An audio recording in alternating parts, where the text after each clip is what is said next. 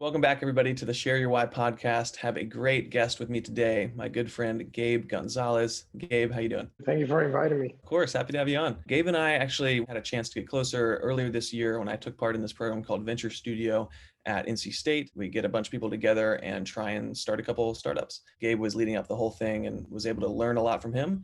And now I want to kind of continue that conversation. Gabe is an immigrant, an entrepreneur, and he runs the Andrews Accelerator program as well as a few other programs for entrepreneurship at NC State University. We'd love to just kind of start out, hand it off to you to hear more about your story, what motivates you, and how'd you get to where you are now? I was born in Valencia, Venezuela, which is a city in my country that's about 2 hours away from the capital. In 2012, I ended up coming here to the States. Took a plane with my brother, came here to Raleigh. I had the misfortune, but at the same time, I'm a positive person. So misfortune, but also luck to experience different things like hyperinflation, for example, which are some of these notions that people talk about or think they may have heard about before, but when you go through it and live through it, it's very different.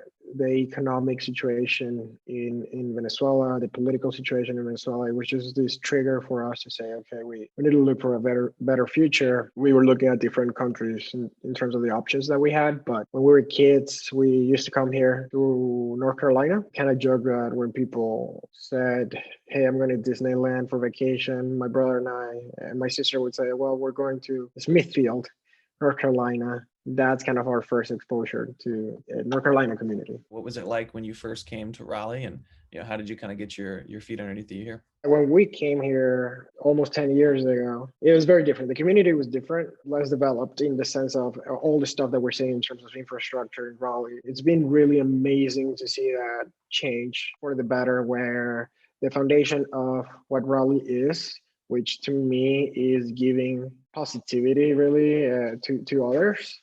And that's what you're measured by is what do you do for others? Seeing that same foundation stay in place and at the same time see the city grow. That's been an amazing journey. First as a student and now in my career, seeing it from both sides of the table. The landscape in Raleigh is really cool, especially the entrepreneurial scene that I know you and I are both a part of. And like you said, it's a really good way to articulate it. You're measured by what you can do for others. And it really is that kind of environment of positivity and working together rather than just like competition or anything like that. I'm a big fan of Paul Graham, one of the founders of Y Combinator. He talks about the value that each city brings, right? So he talked about Boston being the cradle of knowledge, Silicon Valley, the cradle, and the attraction it has is just a power. New York, for example, they're moved by capital and money. And I think Raleigh is moved. What have you done and what can you do to help others? I love that. So what was it like for you, getting integrated into that scene, and how did you kind of end up with your current position at NC State? Point in time when I came here, I initially studied English at NC State, and then I started my coursework in business at Wade Tech. Many high school students who might see this or come across this, and that's an amazing option to follow. So I went to Wade Tech for about a year and a half, and then I said, okay, it's time to go study business. I thought I would be going to UNC Chapel Hill. I thought about it and said, okay, I know for a fact that I want to do entrepreneurship. I truly believe that entrepreneurship is going to be bridging the gap between technology, business, and those sort of like liberal arts components. So I thought, okay, what is the best engineering school? Because even though I'm not going to study engineering, I need to have that network and the capabilities of leveraging those connections. And the answer was obviously NC State. And that's how I decided to go and transfer to State. First, I wasn't fully convinced, to be honest. But then my second semester, actually, I walked into a class that was Intro to Business. There are 150 students in there. And then this guy shows up like in the middle of the semester. He was one of the guest speakers, and he said, hey, this is what I do. This is what entrepreneurship is. I'm willing to meet for coffee at 6 a.m. or at 9 p.m. It doesn't matter. I'll meet with you at Starbucks or anywhere you want. And in my brain was like, oh my God, people actually do this in America. And That man ended up becoming one of my friends, mentors, family, professors in a sense over time. And today he's my boss. His name is Louis Sheets, and really being that powerful individual who's shown that even one person can really make a difference. And I followed up on that call to action, and I think most people who were in that room that day did not follow up, and that's something that I'm very proud about myself. I try to always keep and close that loop, and I'm lucky that I closed that loop. It ended up becoming, like, at that point in time where Lewis was launching the NC State Entrepreneurship Clinic. I come in one day to sort of interview for it. Even though I knew I wanted to do entrepreneurship, I didn't know if I wanted to study entrepreneurship as a main concentration. And I'm there and I'm saying, hey, I'm choosing between supply chain or entrepreneurship. People keep telling me that it's not worth it to study entrepreneurship. You'll figure it out anyway, no matter what you end up doing. You'll just go and start a business. And he said, I'm biased, so I can't really give you an opinion about it. But then there was this guy behind me who said, hey, I just want to quickly interrupt your conversation. I started marketing and I vouch 100% for you to go do entrepreneurship. And in my brain was like, okay, like 100 people have told me not to do this. And then this one stranger is telling me this is what you need to do. And I'm like, that's all I needed. I'm signing up today. And that guy ended up becoming one of my best friends. The rest is kind of history after that. The e-clinic, which is the space that's in your background today, was that around at the time that you made that decision to do entrepreneurship? Not the specific space that's behind me. I wanted to rep the clinic. That's why you see it behind it. It was more of a concept. Walking in, seeing the space. HQ at that time, now Raleigh found it, was still an amazing place. It's pretty much the same as it is today. The warehouse location. Walking into it, it just felt different. I don't know. I've never been ever in my life into a space that transpired and encouraged collaboration. You just walk in and you knew that you were walking into something different. That time, we're talking 2015, even if it sounds so simple, a co-working space, I never thought that would be something that I just never even had a concept about what that meant or what that was. So walking in and having the clinic in there was extremely powerful. It's funny, like my story that I tell for my kind of intro is similar. It basically, showed up my first week at NC State. I Googled who's in entrepreneurship at NC State, just randomly called this guy's name that popped up, which was Louis Sheets. And he told me like, hey, come meet with me downtown. I was like, downtown, but I'm here on campus. And then I go down to the e-clinic. Like you said, like as soon as you walk in, it's just like, wow, it's just this incredible space and you feel the energy, you just see the collaboration happening. And that's what really changed it for me. And I was just like, wow, I got to be a part of this thing. I got to do this. Like, it's not about the design or anything about literally anything. It's just you walk in and you can feel this energy. I'd love to dive into a little bit more, especially for people listening, like what you do on a day-to-day basis and Andrew's Accelerator. How does all of this and your journey, but especially what you're doing today, kind of tie into your why? After I graduated, I had worked with a couple different startups, and because of my immigration situation that millions of people in the country have to go through, it wasn't as easy to work for a private entity. I knew I wanted to start a company, so at the same time, my position that I run today at that point in time was built for giving back and managing the clinic while you launched a company. So it was a part-time position meant and built for entrepreneurs, and kind of talked to Lewis about it and said, why don't we turn this into sort of, or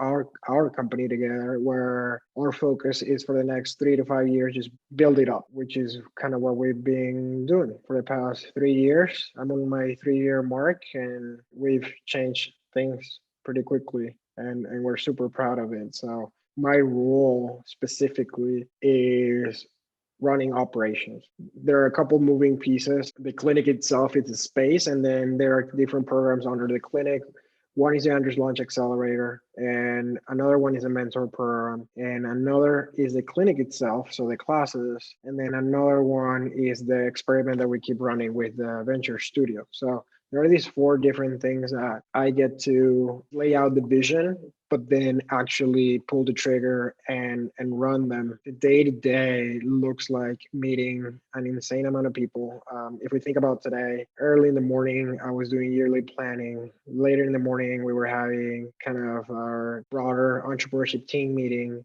And then I was judging pitches for 2 hours. And then now I'm here kind of sharing a little bit of the story. And later today, I'm going to have customer interview meetings with a couple of the teams that I engage with. Tonight, we're going to be teaching class. So it goes all across from student to industry really quickly in just one day. Is this sort of variety that it just keeps you hungry. I mean, that's the best way to put it. Every single day is different in terms of the people who you're meeting with, the industries that you're learning about. It could be anything from real estate to technology. And I think that broad spectrum in the clinic, I serve as a liaison between students who enroll in classes to execute on projects and the companies that bring those projects to us. The majority of them are startups, but we've worked with corporations very broadly. And for example, yesterday I was talking to a high executive in Tommy Hilfiger, right? And then later that day, coordinating projects for a startup that literally just launched.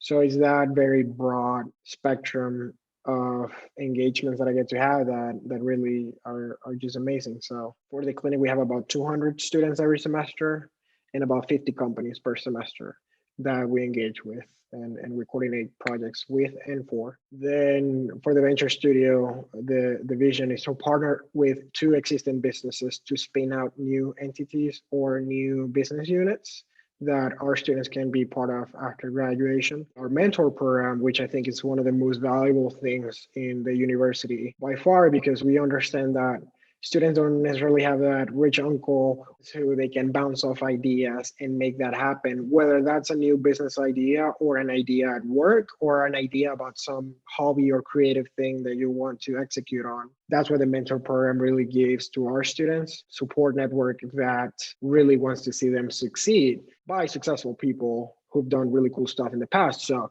I think that's pretty magical, and we make it happen once a month. We put all those people together and we give them reasons to engage. And I think that's one of the biggest and most powerful things that we have at NC State. And then finally, probably what people know me the most for, which is the Accelerator. I kind of pitch back to Lewis and Chip Andrews, who are the visionaries behind the Accelerator, and say, hey, let me take care of this. It's $1 million fund that we allocate up to $50K to each company coming through the program every summer. And I've had the opportunity to run it for and with an amazing group of founders and companies. It's been amazing to help those teams execute on their visions and validate what they're building. Going back to that question you had about like, why do we do this? It's giving that opportunity to you of being successful, and everyone who you get to share space with. I come from a very unlikely place with the work that I do. I can inspire others who come from that very unlikely place as well. It's really possible to do amazing things. That is why I do what I do.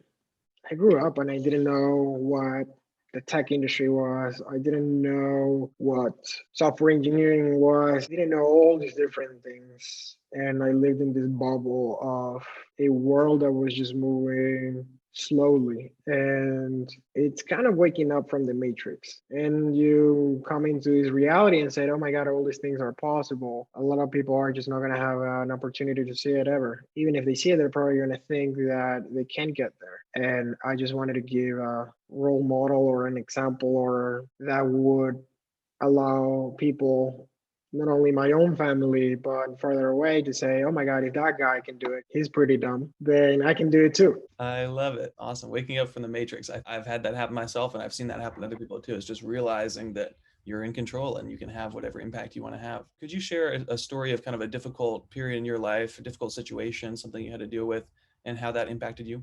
I'm an optimist at heart, and it's always about coming out of the challenge, right? And it's hard to go back and think about things that would be particularly, I guess I was used to, normalizing a lot of the things that for other people might be hard. Coming from a dictatorship, coming from, like I said, this situation where you could see hyperinflation and really suffering in the streets was not easy at all. I always used it as an engine. I actually think the hardest thing that I've had to go in my life is having to be patient. I grew used to, hey, here's a challenge, here's a problem, and I have to wake up and push hard and I get over it. And then when it came to fulfilling that why of accomplishing things that you could showcase to others that you felt like had meaning and serve as a sort of lighthouse and guide others and even guide yourself is it takes a lot of time. Very recently learned that I suffer from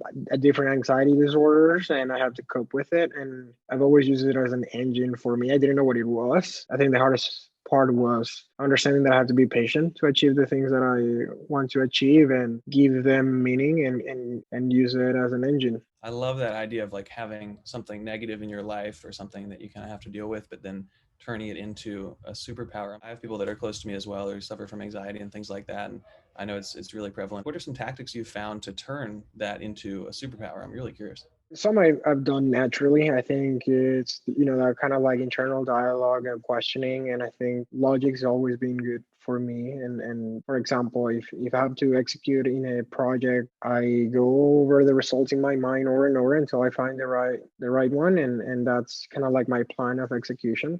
Being more solid with my routine and also understanding how to be more vulnerable. I recently got married. Very lucky that I have a partner that Congratulations. understands everything, and she really understands and helps me to go through it. And being able to talk to someone about it is really cool. And it's one of the reasons I mentioned it. I mentioned it in this podcast because a couple of years back for me it was kind of like push through and you're fine. I never suffered from depression or any of those, but I got to see other people who went through it and understand it, and now I have much more empathy. You never know when it might happen to you. It's totally normal. So sharing it with others that truly care about you, no matter what, I think that's very important. And the other stuff, it's been more of the pragmatic. So my routine is really important to me. I have a very specific routine, but my routine has been tremendously helpful for me. Being able to talk to somebody around you who truly cares about you. I definitely resonate with that. When you said that, it really made me think about the customer research we did starting out with Share Your Why that you kind of helped me navigate through. We asked a ton of people who are around that,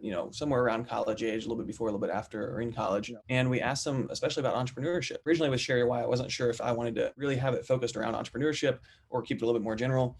And I found something that really surprised me at the time. A lot of people find entrepreneurship to be this really scary thing, this really anxiety ridden thing. It's like, they're like, oh, wow, that's a lot of responsibility. It's a lot of ownership.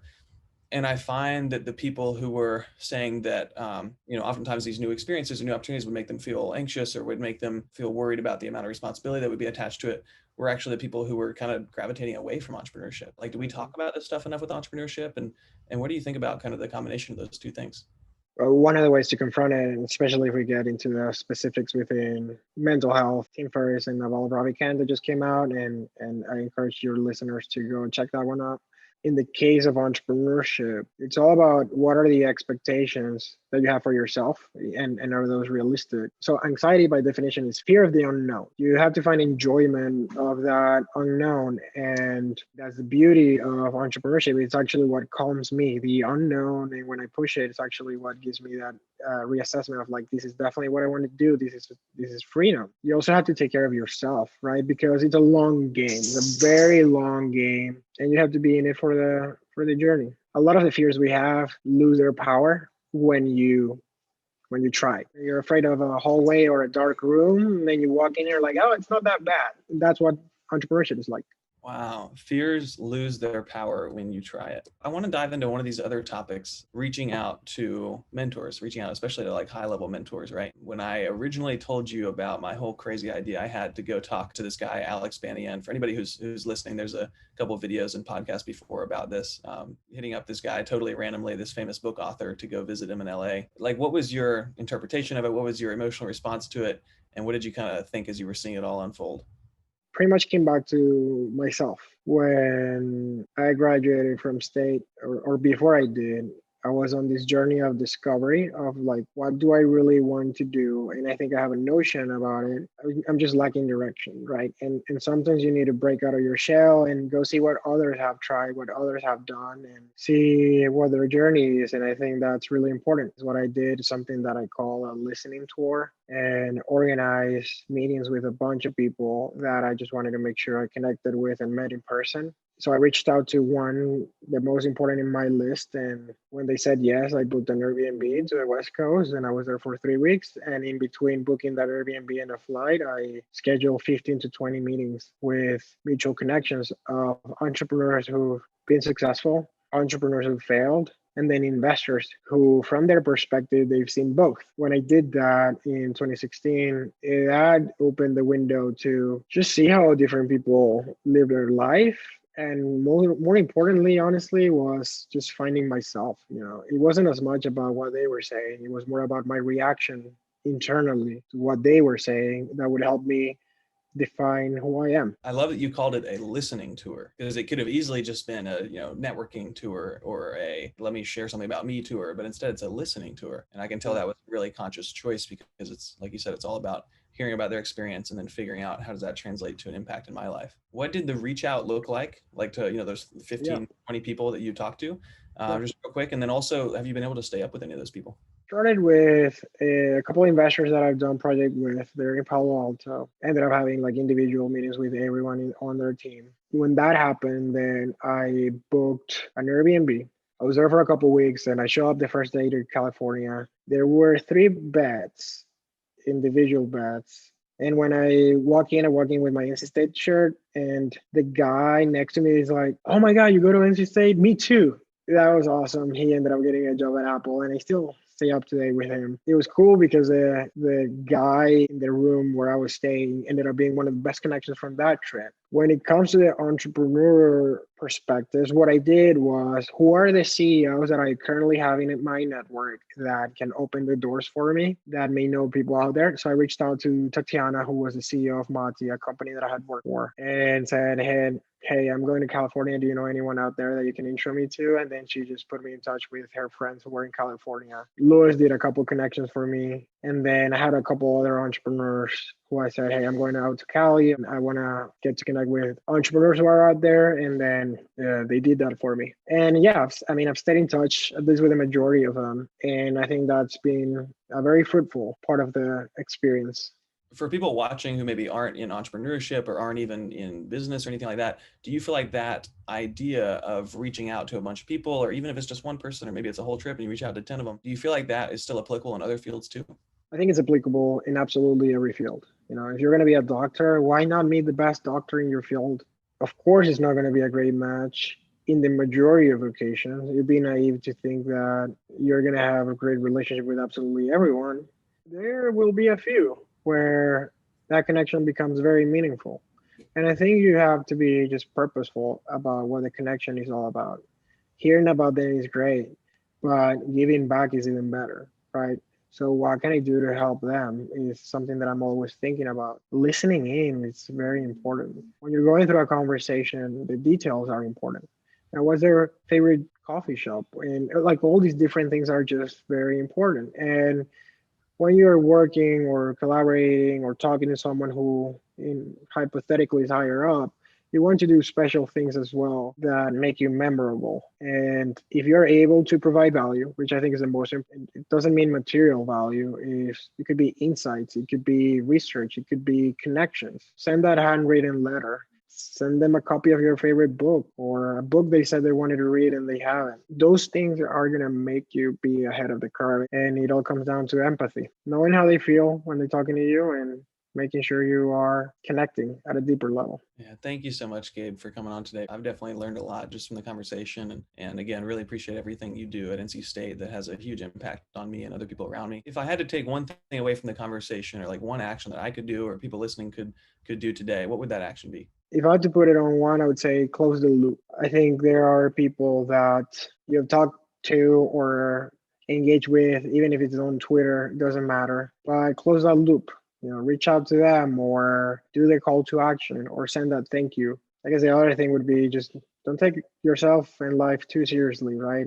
Have fun and take time for yourself. If you're good, the people around you will be good too. Thank you so much, Gabe. Where can people go if they want to get a hold of you? Yeah, you can find me on LinkedIn. The biggest part of my content is I have a Substack, thecareer.substack.com. That's where I put all my thoughts and takeaways from the best content that I find online. And then you can also find me on Twitter Perfect. All right. Thank you again so much, Gabe. I hope we get to do it again sometime. There's so much more I'd love to cover with you, but really appreciate you taking the time today, and hopefully we get to do it again. Yes, sir. Thanks everybody for tuning in for another episode of the Share Your Why podcast. And I'm just having a lot of fun with this so far. Really enjoying getting to talk to people such as Gabe and so many others who can teach me things. And I hope you're learning something through the process too.